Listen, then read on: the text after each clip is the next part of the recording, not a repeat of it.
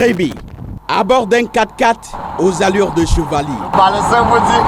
Direction Campo, 76 km de route en ligne de mire pour un voyage programmé pour échouer. À peine la zone portuaire franchie, place aux prémices d'un enfer à affronter. L'aventure ici met les petits véhicules hors course. Seuls les mastodontes et les 4x4 spéciaux affrontent la redoutable épreuve.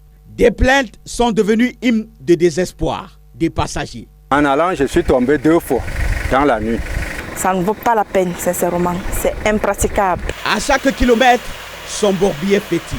Mais il y a cette montée escarpée, au lieu dit Mbalambala, le tronçon de vérité. Nous voici en plein sur une monstrueuse dans la localité de Mbalambala, la mascotte de cette route qui relie Créby à Campo.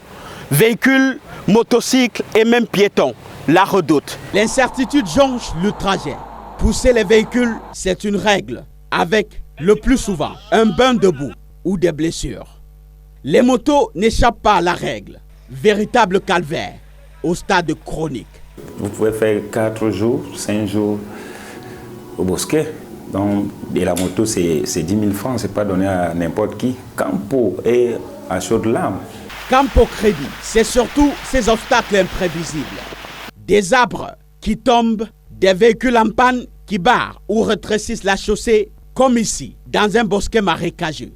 Une citerne vaincue par le bourbier. La voie de contournement offre du pain sur la boue. Traverser, c'est un exploit très sélectif. Mais la victoire est encore bien loin. Et nous voilà, coincés par un grumier qui n'avance plus. Route complètement barrée. La journée égrène ses dernières minutes. Un chauffeur tout désespéré. Moi, je vais dormir dans la voiture en plein bosquet. On espère que d'ici demain, ça pourra aller. Et je ne sais même pas si je vais voir l'eau. Je ne connais même pas là où je vais dormir. Sous les ténèbres de la nuit tombée, la survie s'impose. Obligé de continuer à pied. Une marche improvisée par la circonstance. Notre sort dépend du temps et surtout de la survenue éventuelle d'une moto. On ne sait d'où. Nous avons retrouvé Campo au cœur de la nuit, aidé par des motos. Une cité maudite qui fait pourtant sortir de ses forêts du bois à gogo. Un bois qui ne profite presque pas aux populations, sinon celui destiné au chauffage. Mais l'espoir est derrière elle.